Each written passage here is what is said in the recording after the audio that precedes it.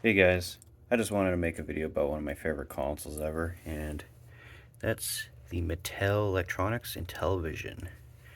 I love this system. Played it a lot when I was a kid, when I'd go over to my grandma's house.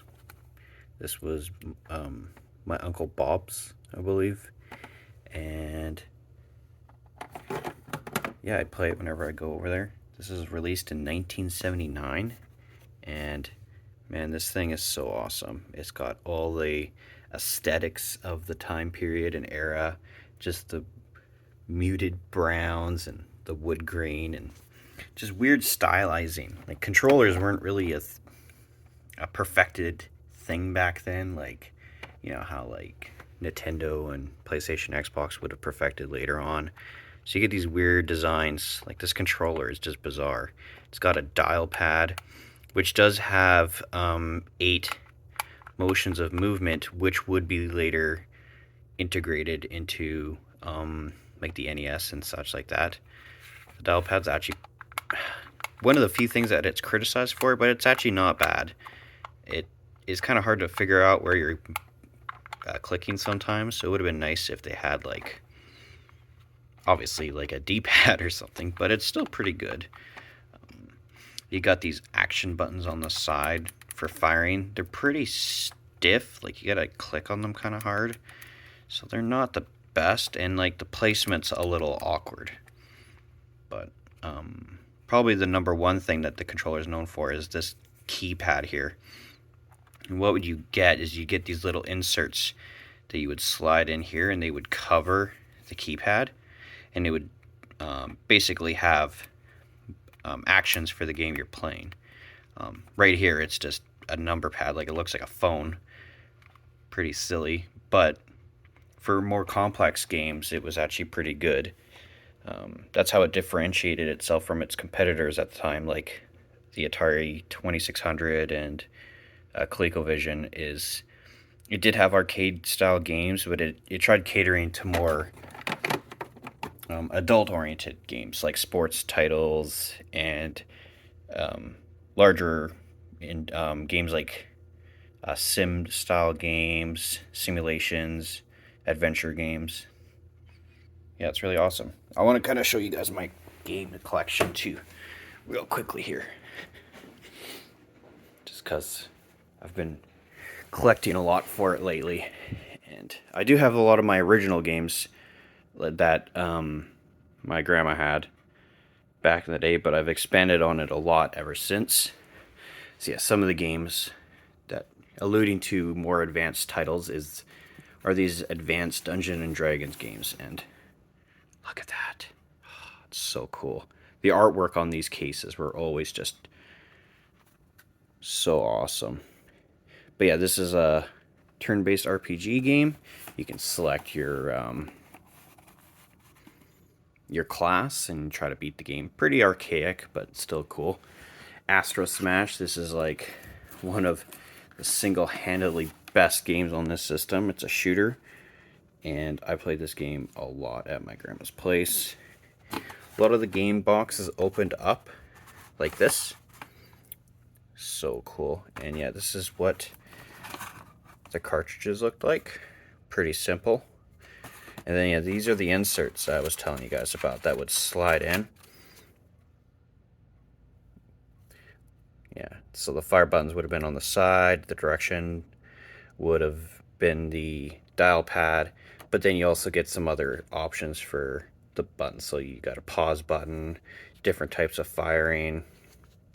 Pretty cool, pretty cool.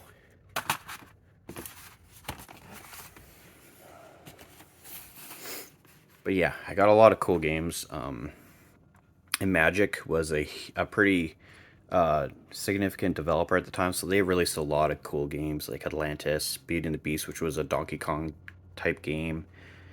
Auto Racing is a whatever kind of game. Beachhead is a re-release of a computer game that was recently re-released. The Intellivision actually has a lot of homebrew support, which is really awesome for buying new games nowadays. Boxing. Oh man, this game is so So fucking awesome. I remember playing this game a lot with William and Candace at Grandma's place. But then the console got a lot of cool arcade games that it's not really known for, but it did get a lot of cool arcade games. So it got a good conversion of Bump and Jump. I played this game a lot actually recently. Super cool. You have to jump over crevices, like giant chasms and waterways and stuff, and you have to attack other vehicles, and you get points for doing such things. Like a very aggressive racing game for the time, really fun. Probably the number one arcade game that this system's known for is Burger Time, and what a tremendous port this was. Like it completely blowed away anything on the Atari 2600. The graphics are good, the music was so good. Games like Buzz Bombers. One of the funniest things of this era is how competing consoles would release games on each other's systems. And this here, you've got Coleco putting games on Intellivision. Games like Carnival and stuff weren't great conversions, but it was cool having, a variety of games. Demon Attack, cool shooter game. Diner is the unofficial sequel to Burger Time. Did so well. This was released after the Intellivision kind of like the video game crash of 83. So this was released, 87 or something like that, really later during NES period. But yeah, really cool. Coleco's Donkey Kong. Pretty horrible game, honestly, but cool it's here. You got more Magic games. Frog Bog. Is a take on Frogs and Flies. Frogger. Oh, this game is so good. I know I actually got Mom to come and play this game because she liked Frogger in the arcade. And yeah, this is a pretty good version. And you got some cool games like Hover Force. It's like a 3D style helicopter shooting game. You're attacking buildings and going after terrorists and stuff. Pretty cool. Ice Trek. Have not played this one yet. Ladybug. This is a kind of cool one. So the original Ladybug is it's a Pac-Man clone type of game, but this was originally distributed by Coleco, but this is a CBS release, so kind of cool. I don't know. I found this and by Universal, like really weird. I thought it was a Coleco, but haven't really played it, but still cool. The Pac-In game, Las Vegas Poker. Nothing crazy here, just standard poker, but this is an interesting Pac-In game, I guess. Lock and Chase is another type of Pac-Man clone. I think this was the later Pac-In game in Canada for the system. Locomotion is like hard to describe. It's like a pathfinding game. Like the train is always moving and you kind of move tiles to keep it going. I think that's what it is. I haven't actually played it yet, so I don't know. And yes, sports games. There's lots of sports games. I never liked baseball, so never really played it. He-Man. This is so cool. You got a He-Man game. It even comes with a comic and everything. Pretty cool. Microsurgeon. You basically are a little ship inside of a body shooting viruses and stuff. Mission X is like a World War II shooter. Motocross is a motorcycle dirt bike game. Cool. Mousetrap, another Coleco game. Once again, I don't think it's very good. And then lots of sports games. A lot of them are kind of difficult to play, like a little complex, some of them. So I haven't played, like I played a lot of them back as a kid, but I haven't really revisited a lot of them. I'd like to. Now, Night Stalker, I got this game when I kind of rekindled my love for the Intellivision. I went to Mostly Music. It's now called Mostly Games. And one of the till guys working there kind of talked me up on a lot of Intellivision games. And it was pretty cheap. And I ended up getting this game, and it was a lot of fun. It's just a pretty basic kind of shooting game. Nothing really to it, but I don't know, kind of got me really interested in Intellivision as opposed to me just playing it when I was a kid. And then this game, oh my fucking god, where do I get started? So the boring packaging, if you can forego that, this is a great version of Pac-Man. If anybody knows much about the Atari 2600 release of Pac-Man, it's pretty atrocious. It is very embarrassingly bad. But the Intellivision version is actually pretty good.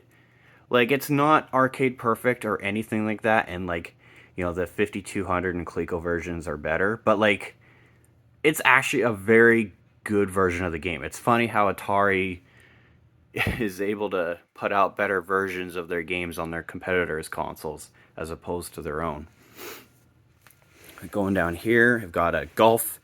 Douglas picked this up for me. Still in the case, so cool. I'll never take it out because I don't really care about playing golf on the Intellivision. Pinball, I want to play this. Me and Douglas, there was a period we were getting into pinball games like on the TurboGrafx and stuff, so I think this would be a fun one to play. Pitfall, another one Mom liked a lot. Want to get her to try this. But yeah, cool. Activision made games on television. Pole Position. This is considered not a great version of the game, but that's cool that, you know, pole positions on the Intellivision. Keybert, that is a good version. I have played this game. Another one I got at Mostly Music back in the day. River Raid. Oh, I got this game at a pretty damn good price on Marketplace. I've not yet played it because I just recently got it. Really cool. Sea Battle. I haven't played it yet. Sewer Sam, this is a pretty cool, like, 3D, like, third-person shooting action kind of game. Really cool for the Intellivision. Like, impressive graphics and interface. They made, like, 2 games, I think, this and Blockade Runner. Shark, you're like a little fish and you avoiding sharks and you're eating progressively bigger fish, increasing in size yourself. Snafu is like a snake game, like a puzzle style game. Multiplayer, the goal is to like keep going without hitting an edge or another snake and seeing how far you can go. Now, I was talking about homebrews earlier, and this is this was like an old computer game as well for like the MSX or something. I don't know, but this was released by Kai Magazine Software. They're one of my favorite homebrew developers of the modern era here. The Sorrow of Golan Thur or Gadalan Thur. I'm not sure how to pronounce it, but this game looks freaking cool for the Intellivision. You can see some of the graphics here. It's very like on par with like early NES type graphics and really pushes the Intellivision to like pushes the power of this system really well. It's got good music, and it seems like it's got a lot of replayability as well. Like it's a full-fledged adventure. I'm really excited to give this a try. I know I've said I haven't played a lot of these games because I was in a big move, and then I've gotten a bunch of games like during the move. So I do plan on like setting the system up and playing a bunch of these.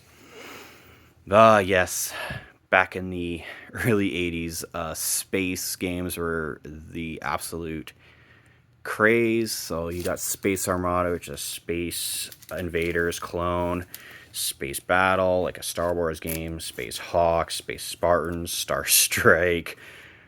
Nothing crazy about any of them. Like I said, I prefer Astro Smash over all these games, but they each have their own kind of unique take on the shooting in space gimmick.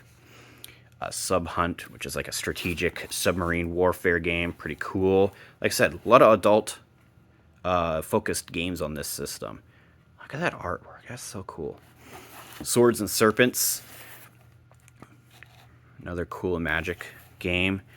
It's like a dungeon crawler, like the Dungeons and Dragons games. And then we've got another type of dungeon crawler here with Thunder Castle. This game is really cool. I like the graphics and the dragons. Tower of Doom. So this was supposed to be released, but then the video game crash happened, and Intellivision Corp didn't have the D&D license, so It was supposed to be the third in the D&D games, but it just got released as Tower of Doom. Triple Action is a compilation of a bunch of basically seems like Atari-esque games. Like it looks like combat there. I can't remember the fight game, but then like a racing kind of game. I don't know, kind of cool to have a 3-in-1 game. And we got the Tron games. I've only got the one, but Deadly Discs is cool. It's the combat version where you're throwing the discs. Skiing, pretty standard. Utopia is a sim game, one of the earliest ever made. Actually, I'm pretty sure it's one of the first where you like a sim Earth, like you kind of create your own civilization and gather resources and build cities and stuff. Really cool. Like, this is 1980, people. Like, the system was so far ahead of its time. Vectron, I don't even know how to explain this game. It's like a weird shooter thing, but I honestly don't even know. I've tried playing it. It's really confusing. And then Zaxxon, a Sega game that was released by Coleco. Not a very good version of the game, as for all the Coleco made games on Intellivision, but cool that it's here. And then I've only got 2 loose games. So I've got Blockade Runner, which is same developer as Sewer Sam, a really cool kind of like Star Wars style game. And then Atari Soft Centipede, which is also a really good version. Like I said, Atari Soft made some pretty good versions of their games for the Intellivision, unlike Atari. But yeah, that's my Intellivision collection. I have about half of the games for the system now, and you know, I love this system. I love the boxes, I love the artwork, I love the aesthetics of the system when it came out, and I think I'm just going to keep going. It's a fairly affordable console to collect for, and I think it's really underrated and doesn't really get the appreciation it deserves, in my opinion. And yeah, I know, random video, and that's my thoughts.